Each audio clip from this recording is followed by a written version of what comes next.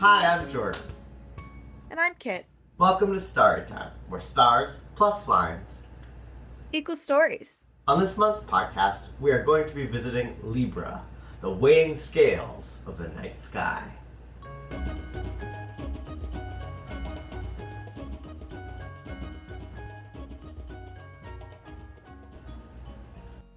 Libra is the only member of the Zodiac constellations that is named after an inanimate object, even though 27 of the other IAU recognized constellations are either named after inanimate objects or something even as simple as shapes. Yeah, so about 30% of those IAU constellations are named after objects or shapes. So that's going to be plenty of fodder for future seasons on our seemingly mundane objects in the sky. Those will be everybody's favorite seasons. Sure. But similar to our discussion of Virgo, this constellation of Libra hasn't always been known as the scales. In fact, even though our guy Ptolemy identified it as part of his great 48 constellations, it wasn't actually called Libra. It was called Chelai or claws, usually meaning the claws of Scorpius, as we'll discuss next month. Which is interesting because artwork from around the same time as Ptolemy's Almagest showed this constellation as Libra or the scales. But basically, Ptolemy preferred the ancient Greek tradition in his own work, even as the depictions started to shift around the 1st century BC, especially in Rome and among the Romans. Yeah, and so in Gavin White's Babylonian star lore books, they point out that this is likely due to the precession of equinoxes and the change in the position of stars over time. So the stars that now constitute Libra moved into the part of the sky that's now associated with the autumn equinox. Perfect. Which makes Libra a pretty good reminder that these constellations are indeed culturally bound and not fixed in any real substantive way. There are a lot of ways to look at the night sky. Absolutely. But here at Storytime, we're putting our trust into the IAU, which is the international body that defines and names the constellations. Alright, so when you looked at this constellation, Kit, what did you see? Claws of a scorpion? A scale? Something else completely different? Well, honestly, it looked like a little house to me. One that was maybe a little crooked and about to fall down. If you turn it upside down, I guess you can kind of get something scale-like, but a scale that looks very unbalanced. That's not a scale I'm gonna trust. So how about you? What did you see in this constellation? Yeah, definitely the house was what I saw first. I think it reminded me of like a kindergartner's drawing of a school or something, where it's like it's all the angles are kind of wrong, but they got the roof right. And then I looked at it from a different angle, and I was like, it kind of looks like one of those kites you see at the beach that has like 2 lines of string attached to them and do like all sorts of acrobatics and stuff. So yeah, I was remembering those, and those were the 2 things that I thought of most of all. But definitely the house, school, that type of thing was what I saw. Didn't really see any claws, didn't really see any scales, but maybe I like the imagination of the ancient Greeks. So despite the fact that Libra is an actually fairly decent-sized constellation, It's 29th out of course, the 88 IAU recognized constellations. it's a really faint constellation. So it's going to be kind of hard to find this one unless you're someplace pretty dark. Kit, does that mean it's time to get technical? Let's get technical. Perfect. Libra's right extension is 15 hours and 30 minutes, and its declination is negative 15 degrees. It's visible between December and August in the northern hemisphere, and it's high in the night sky around 9 p.m. in late June, which makes that the best time for you to try to find it and see it. Perfect. So now we know when and where we can find Libra. We have a vague idea of what it looks like. Can we talk a little bit more about the stars that comprise this constellation? Yeah, so like we just mentioned, the stars in Libra are really dim. The brightest apparent magnitude in this constellation is only 2.6, and that's the star Beta Librae. Oof, yeah, that's pretty dim. Like we discussed in episode 7 on our good friend Cancer the Crab, it's going to be pretty tough to see something with 2.6, even if you're a small city, even if it's technically visible to the naked eye without binoculars. Yeah, and so that's the brightest one in this entire constellation. So I thought it might be kind of fun for us to focus this month on the three Bayer designated main stars that have the brightest absolute magnitude instead of brightest apparent magnitude. Ooh, we're changing it up. All right, we're getting a little unpredictable as we make our way through the zodiac. I like this. No one has ever called me unpredictable, but Hey, and I do want to be clear that we're going to limit ourselves to the stars that are part of the constellations itself, rather than just any objects in the constellations borders. okay, great. Yeah, that's an important distinction to make. Okay, so we start off with Tau Librae. Tau Librae has an apparent magnitude of only 3.66, but has an absolute magnitude of negative Mm-hmm. 1.59.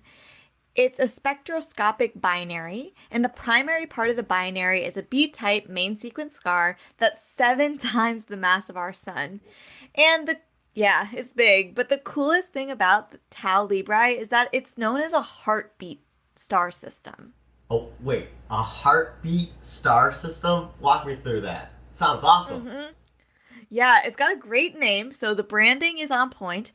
And I hadn't heard this term until I learned about Tau Librae. So, heartbeat star systems are basically binary star systems where you can map out the brightness over time and you end up with a chart that resembles an electrocardiogram. Wow, okay, so like a graph of the heartbeat. Exactly. So, what's going on in these systems is that they're, of course, orbiting each other, but when they get closer together in their orbit, gravity pulls them into an ellipsoidal shape via tidal force, and that creates a change in their brightness. Which then creates the up and down patterns that are similar to a heartbeat. Right, that idea of thub dub, thub dub. Well, now I've learned about heartbeat star systems. Or wait, heartbeat stars? Heartbeat star Heartbeat systems. star systems, Yes, yeah. of course. Well, that's a great addition to our ever growing constellation lexicon. The second absolute Bayer designated is called Nu Librae. It has an absolute magnitude of negative 1.45. According to the most recent calculations from 2007, its visible magnitude, however, is 5.2. And it's an orange to red giant star that has a radius that is estimated to be, get this, 41 to 45 times the radius of the sun. Very big. The third absolutely brightest Bayer designated star, there's a lot of qualifiers there, is Sigma Librae, which is another binary star system about 288 light years from Earth, with a absolute magnitude of negative 1.5 and a visible magnitude of 3.29. Sigma Librae is the third brightest star by visible magnitude as well as by absolute magnitude in the constellation. It's the third brightest, and that's at 3.29. And again, remember, the higher the number, the dimmer it is. So that's a pretty dim star. Yeah, you're going to be again and need to be in a small city or a rural area to be able to see it from Earth. So the main component is a red giant that has the official name Brachium, which means upper arm, and this same star was actually originally designated as Gamma Scorpii. So it used to be a part of Scorpio before.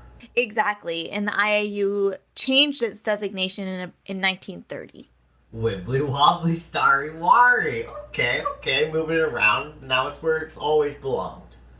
Yeah, so those are the Bayer designated stars with the highest absolute brightness. But are they the best? Are they the coolest? Are they the most fun stars or space objects in this constellation? We're going to find out what Jordan thinks and what she chose as her gold star of this month when we get back.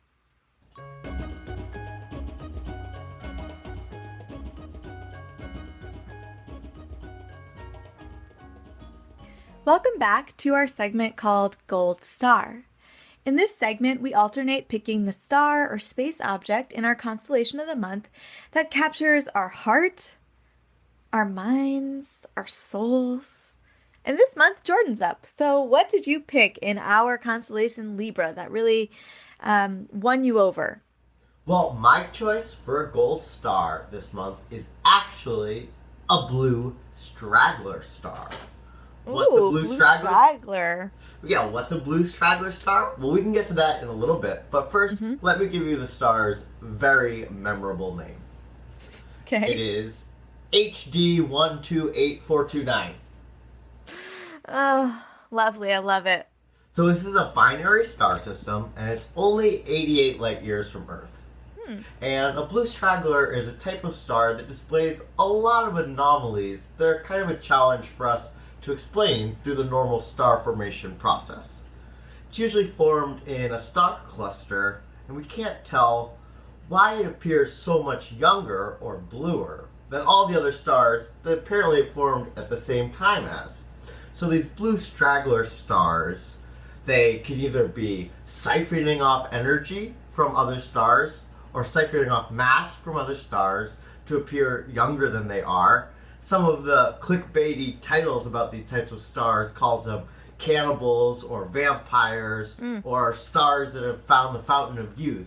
But Ooh. either way, these are kind of stars that are out of place in their cluster. All the Mhm. rest of the stars around them are usually red giants, yellow giants, and these ones somehow are straggling along. Well, it's got a great name, and it definitely reminds me of our discussion about how we find out the ages of stars that we talked about in our last episode on Virgo. And so, this idea that when we look at clusters of stars, it's pretty easy for us to figure out how old they are because we assume that they're all formed at the same time. We use the HR diagram, which we definitely remember stands for. Hertzberger sprinkles. Yep, that's right. Yeah, oh wait, no, Hertzberg Russell. What is it? Hertzsprung. Hertzsprung Russell. Yeah. Yep, perfect. Yeah. And So thanks. Yeah, yeah. I even just looked at it within the past 15 minutes, and that was still the best I could do.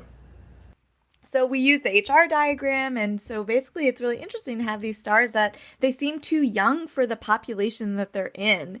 And like I love those like headlines. I love the idea of like trying to create clickbait around a like astronomical phenomenon. That's very funny and also true, but it does seem like one of the common hypotheses is that they're somehow absorbing mass from some other way because that's how stars stay young because part of their aging process is using up the mass that they have. So yeah, that's really cool. And I know there weren't a lot of options in Libra, so I'm glad we got to learn about blue stragglers, and I think they're kind of a neat reminder of how stars, this sort of evolution that stars go through. Exactly. And like how stars can have these anomalies, right? This is a Hmm. mass transfer that's converting a very old star into a much younger star somehow.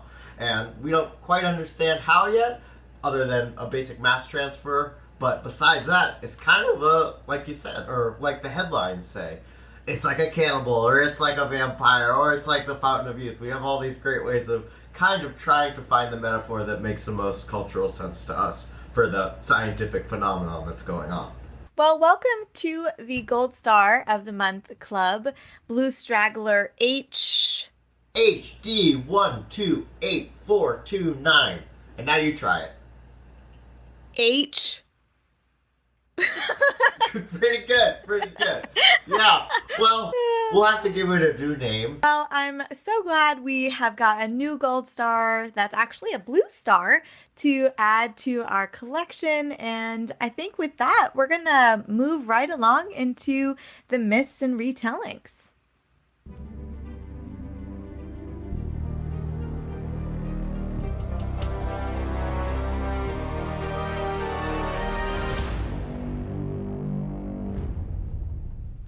Welcome back. It's now time to start talking about the myths of Libra. So what do you know about this one, Kit? Well, I knew it was a scale, Yup. but I knew a little bit more about the myth because it came up for our research with our research from last month that this constellation was associated with Estrella, the virgin goddess of justice. So I did know that. So you cheated. I'm just really resourceful. Sure. No, I remember reading about the Estrella myth Mhm. too, and I remember saying that this is like the cleanest one of all the Virgo ones, but it tied so much into the scales that we kind of decided that we wouldn't really have much mythology of the scales if we left it in with Virgo, right? Exactly. And there was so much going on. If you listen to the Virgo episode, lots of sort of chaotic stories that wasn't really sure who we were talking about, that it seemed like maybe it would be best to withhold Estrella because of her association with the scale itself for this episode instead. Exactly. So tell us a little bit about Estrella's myth. Okay, so first we need a quick refresher on the ages of men in Greek mythology. And I'm drawing on Hesiod's Works and Days piece here. So in Hesiod's retelling, there are 5 ages of man. The first is the Golden Age, when the Titan Cronus ruled. In this age, things were just so good. Humans walked with the gods, nobody aged, people died. When they died peacefully. It was spring all the time, there was food, there was peace. Everything was just golden. Yeah, it's like the best possible Garden of Eden you can imagine. Exactly, very idealized. So during this time, the first age, the Golden Age, Estrella is born. She is the daughter of Astraeus, the god of dusk, and his wife Eos, the goddess of dawn.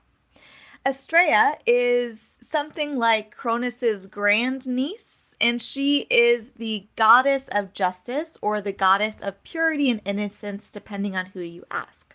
So the Golden Age ends when Zeus, our good friend Zeus, overthrows his father Cronus.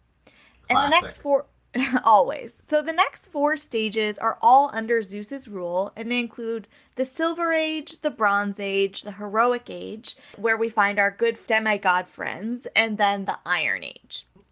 And there's a lot more we can talk about with all these ages, but basically the overarching takeaway is that through the ages, humanity just gets worse and worse. And so by the Iron Age, which is when Hesiod sort of says, like, we are currently in the Iron Age, this is right now, life is just hard and unbearable. Pretty miserable, yeah. Miserable. Hesiod predicts that Zeus will soon destroy humanity. And according to Ovid, when we reach the Iron Age, Estrella has sort of lived with the humans for all this time.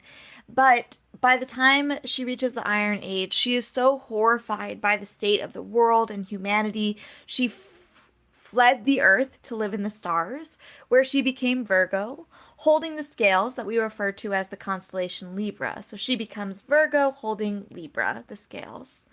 Virgil and other poets speak of a time when Estrella will return and humanity will return to the Golden Age. Perfect. So we got a lot going on here. Of course, we have some sort of resurrection myth here about a return from the gods to usher in a golden age. And then there is some sort of connection between Estrella and other goddesses like Dike and Themis. But those stories aren't really linked to any overarching story or narrative about how these scales actually got into the night sky. Yeah, so there are some alternative tellings of this myth where Virgo is some of these other folks, and that has to do with the scales, but it's most common that Estrella is the one that is now Virgo, and she holds the scales of justice. Perfect. Another pretty interesting myth and association related to Libra comes from Babylonian astronomy, where the constellation was linked to balance and the autumn equinox, when the days and the nights were of the same length. Balanced. Yeah, you got it. They were balanced, precisely. The scales were also associated with the sun god Samas, also known in Sumerian as Uta. In their mythology, the sun god was also the god of truth and justice, because the sun god could see all and thus know all truths. Okay, yeah. So basically 2 sets of myths. We have the Estrella myth, and then we've got the sun god balance types of myths. Before we get into our analysis, I think I'd like to take a brief detour up the stairs to the archaeology attic, where we explore some of the history and fun facts about the inanimate object of the night sky, which in this case are the scales. Well, scales, like we talked about before, this is the only inanimate object in the Zodiac. And it's one of those objects that can be traced all the way back to the Bronze Age. So when is the Bronze Age? That's about 3300 to 1200 BC. And we actually have written evidence in murals and paintings of scales before we've actually found archaeological evidence of the scales themselves.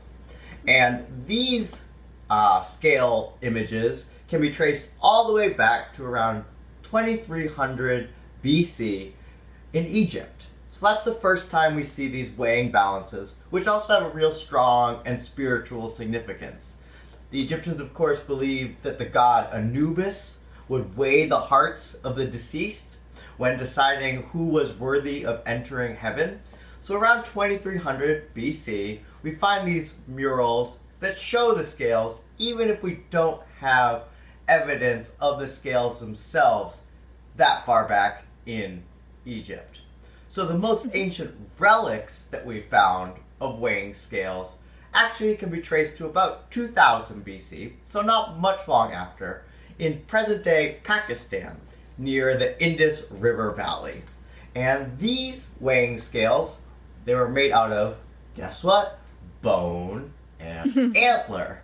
And of course they were used in ancient times by merchants because they have to develop a way to assess the values of goods. You know, crops, clothing, gold. We also have found scales in China. The earliest ones were made of wood and used little bronze masses, and we found those in a tomb that goes back to the 4th century BC. And then the interesting thing that I found was after these first weighted scale balances were made, they do get slight improvements up through ancient Greece and Rome, and then they pretty much remain unchanged all the way until the 18th century. So yeah, Right. that was some of the interesting things I found about scales. And of course, you know, for currency and for trade, being able to tell whether or not you're being ripped off or getting a fair exchange has been a pretty important part of human civilization ever since we developed agriculture and cities themselves. Yeah, so I'm going to take us back down the stairs. I appreciated learning some about the history of scales. I did not know some of the how long they've been around and how like they stayed pretty much the same for a long period of time. So that was super interesting. But it kind of makes me think as we sort of return back to the myth that it sounds like this item was something that was used to keep merchants honest and to, you know, get people an equitable trade. And so it makes me think of this myth with Estrella that you wouldn't have needed these scales in the golden age, right? Exactly. Because, right? Like, exactly. Everybody's provided for, you know, it's a utopia, etc. But as the ages pass, you know, Estrella notices humanity is sort of getting worse and worse and in need of a tool like the scales to keep people honest, to divvy up these resources that are more finite as the ages go on. So it kind of like fits in with the myth to a certain extent as well, the Greek myth. That's why you're the best. You're able to pull all the threads together here. And I think just as we can draw parallels between the scales use in merchant exchange, we can also see the use of scales as a symbol of justice. As the world becomes more complicated and people become more suspicious of each other and perhaps there's more power hierarchies and corruption, scales are needed more and more to understand sides, to weigh the problems, and to highlight the need for objective and fair assessment. And for both the ancient Greek and Babylonians, there was also a god or goddess of some kind, since humans themselves couldn't be trusted with this task. Yeah, they had to have this like impartial system that wasn't swayed. And it was something that, like you said, just like couldn't be trusted to humans themselves in these civilizations. There's another interpretation from Gavin White's Star Lore book that I got for a holiday gift, which I'm obsessed with. And what they propose is that there was a need to demarcate the seasons. So maybe the scale also comes into play and is associated with the sun god in Babylonian lore as a discussion of, right, the balance between day and night, related again to that precession of the equinoxes. And so in this interpretation, it's a lot less symbolic, but it does help us, I think practically about why the scales end up in the sky and why in Babylonian star lore they're associated with the sun god, having to do with the balance between the days and the nights. Perfect. In the end, these stories and this constellation we can see might have served multiple purposes simultaneously and can be flexible as societies change and grow. And who knows, maybe one of our constellations to come will be one of the mainstream uses of the scale in the future.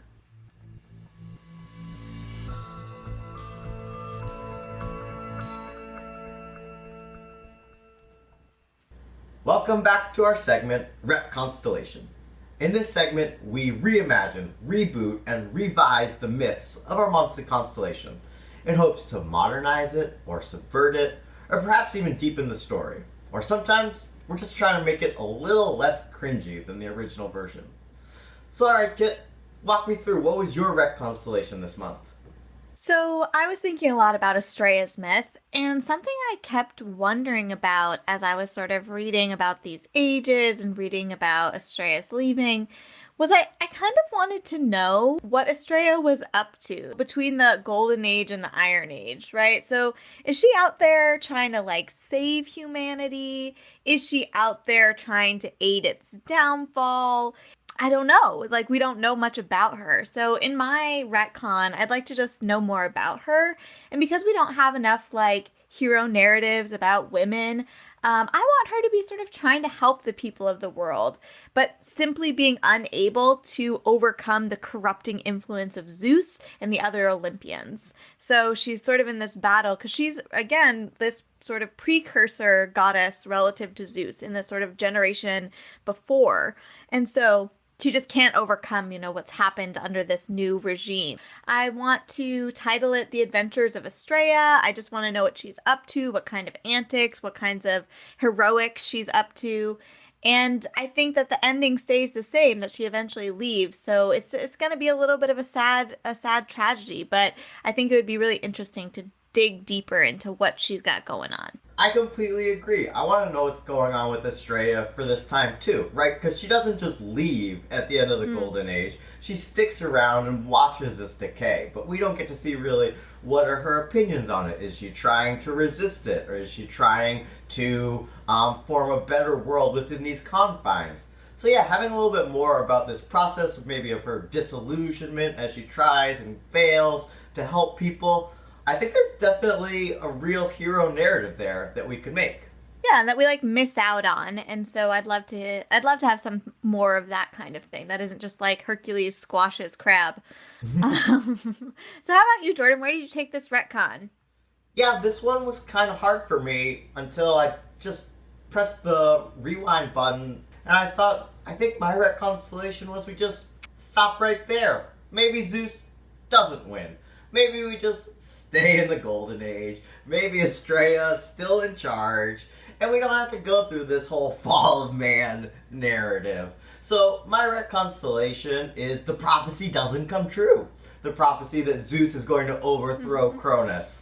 And instead, we have a world that's been progressing peacefully with technological advances for thousands of years. And at this point, since society's been going so perfectly, we even have colonized other planets. For instance, the nearest one that we've decided to call Estrella, in honor of the person who kept us on track. So in my constellation, things go very differently all the way from the beginning. And at this point, we are a galactic civilization with colonies named after Estrella and all of these other figures that kind of just get thrown into the bucket. I mean, I like it. I think that circumventing some of this, like, feeling as though the downfall of man is inevitable and it has to happen, and sort of like not using myth to explain it, and instead sort of saying like, well, that doesn't have to happen, like not creating this self-fulfilling prophecy and maybe creating something more hopeful and positive is kind of what we need right now.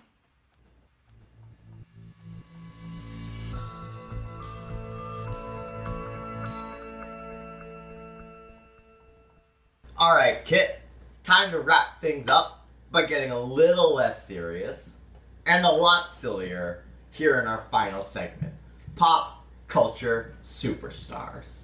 In this segment, we share our favorite and least favorite occurrences of this month's constellation in pop culture, and then we wish upon a star for what we think should exist.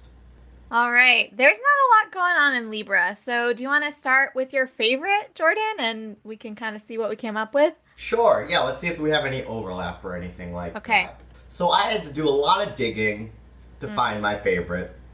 And eventually, what won my heart was a cricket team called the Libra Legends. Mm-hmm. who competed in a UAE tournament in 2020. It was Mm-hmm. a 5 game tournament. They also competed against other constellation themed named Mm-hmm. cricket teams.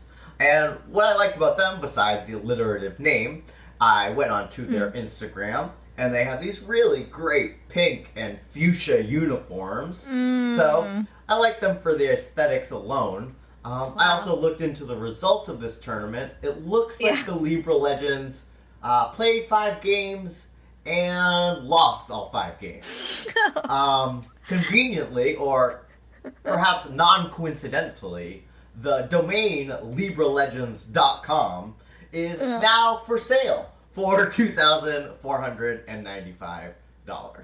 So I looked into Wow, it. They that no longer have an official website, but they were a cricket team that performed very poorly in one major event in the UAE and had awesome pink uniforms. that was on my short list of least favorites, but you've convinced me. I didn't look at the uniforms, and it was on there only because like I just do not understand cricket. Like I don't understand the rules. I do not know how the sport works, but these uniforms sound amazing, and it is a good name, and I love alliteration.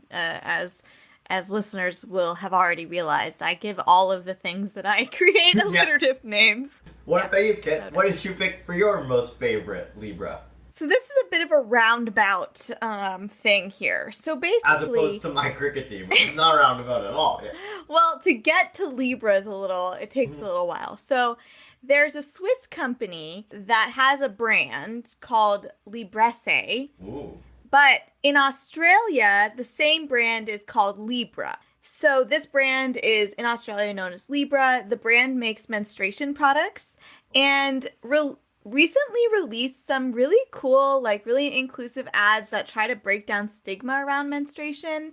And they've also done some work on advocacy around menstruation pain and how people experience that and why it's not taken seriously and how it's sort of dismissed by the medical community. And so, yeah, it seems like a brand that's really focused on inclusivity and focused on breaking down stigma. And so, that for me, I'm like, okay, Libra, the period products brand, I'm here for you. And this seems generally positive. Alright, so those are our favorites. Now let's move on to our least favorites. Mm-hmm. I'll go first. Not a lot to choose from here. And then the thing that really popped out to me, which was this novel called Libra by Don DeLillo, who's more famously known for writing White Noise. And this novel just describes the life of Lee Harvey Oswald and his participation in the fictional CIA conspiracy to assassinate President John F. Kennedy. And it's a novel that sort of blends historical fact with fictional supposition.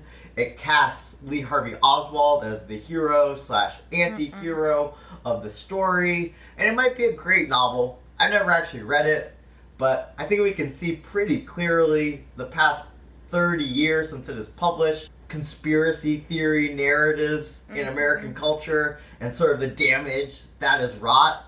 So even though it might be like a literary fiction conspiracy type of novel, I'm kind of just like when we started with Capricorn 1. when we started with Capricorn 1, I'm kind of just all out on things that perpetuate conspiracy theories. So that was definitely my least favorite. But how about Perhaps you? even just so that was also on my list. What I ended up going with was the cryptocurrency formerly known as Libra. Yes, I saw Um, this. Yeah, so now it is or was called Diem. It was a crypto run by Facebook. Oof. It sounds like maybe it's defunct. Like I'm like this just sounds sketch. And listen, we've discussed before, we're not in on the crypto game. Maybe there are things that we just don't, maybe there's things I'm just not understanding. But I'm like, I don't know why Facebook needs to be in crypto. So yeah, that's what I went with. I think that's a pretty good summary of our personalities. We are in on fuchsia uniforms and pro-menstruation messaging, and we are out on conspiracy theories Right. and cryptocurrencies. That's just us in a nutshell. That's gonna be the new summary of the podcast on our Twitter and our Mastodon. Perfect. All right, Kit. I think that's a great choice. Yeah, and you're right. I did not see that it was Facebook owned and Yep. Mm-hmm. produced, so that just increases the cringe factor by a whole nother level. Right. Okay, great. And this one was hard to figure out what we wished existed. Mm-hmm. I think we both talked about this a little bit beforehand without revealing what we actually chose. Yeah, sure. I'll go first. So, one idea that I had was call something sort of more conceptual and theoretical. We have the like countdown clock, we have the Bechdel test, and I'd like to add to the mix the Libra limit, which Whoa. is, yeah, so this is going to be used to understand and discuss the level of sort of dysfunction in a society, but the scale is basically like, would Zeus approve or not approve? And of Yeah, course, you got the alliteration in there too, which I of course. appreciate. Yes. Always. Another idea that I had was sort of similar to or related to my pop culture favorite, and it's the Lee Bra. Wow. I like where this is going. And it is custom made bras for asymmetrical breasts, of which most folks have asymmetrical breasts.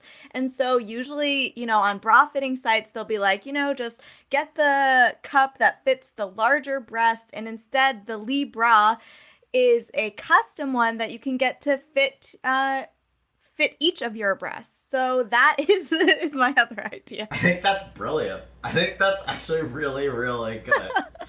I think these are both way better than what I came up with. First of all, in terms of alliteration and Mm, functionality. The one I came up with was what I wished existed. I was thinking about lie detectors and the okay. polygraph. And we've sort of had Hmm. this thing for like 60, 70 years, and we know it's not right a lot of the time. Mm, So mm. surely we can do better with all this technology, Mm-hmm. with all this artificial intelligence. So yeah, I guess what I wanted was maybe an updated lie detector that has perhaps more than a 50% chance of getting things right. And Yeah. the thing that I spent the most amount of time working on was the acronym. So it Okay, stands wait. for, I was really hoping there was an acronym. oh, I was definitely. like, okay, great, can't wait. Great. I'm ready. So it stands for lies, inconsistencies, bias, revealed always.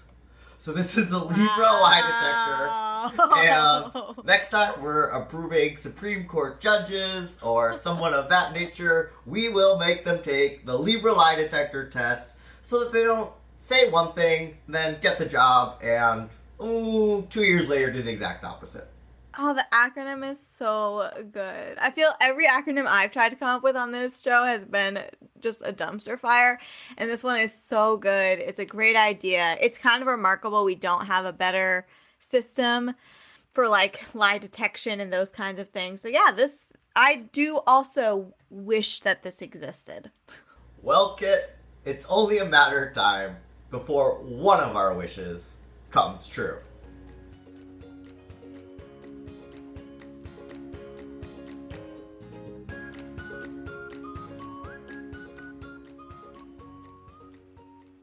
Thank you for joining us today as we learn all about the constellation Libra. Next month on Starry Time, we'll be learning about Scorpius, the scorpion of the night sky. This has been Kit. And Jordan, Sisters, lovers of stories and stars and we'll see you next time. on Storytime.